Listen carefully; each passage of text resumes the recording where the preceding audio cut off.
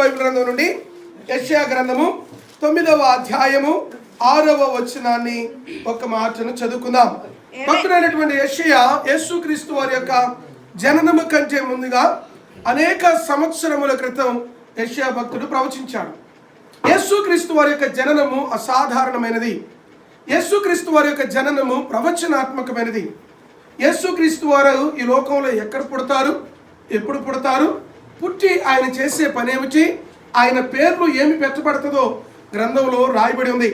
పరిశుద్ధ బైబిల్ గ్రంథం ఏమని సెలవిస్తుందంటే, యెషయా గ్రంథము 9వ అధ్యాయం 6వ వచనములో, ఎలయనగా మనకు శిశువు పుట్టును, మనకు కుమారుడు అనుగ్రహించబడును, ఆయన భుజము మీద రాజ్యభారమును, ఆయన పేరేమిటి? ఆశ్చర్యకరుడు. దేవుని స్తోత్రం కలుగును గాక.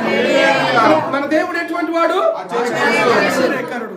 ఆశ్చర్యకరుడు ఏ కార్యాలు చేస్తాడు? ఆశ్చర్య కార్యాలు చేస్తాడు. నీ ఊహలకు నా ఊహలకు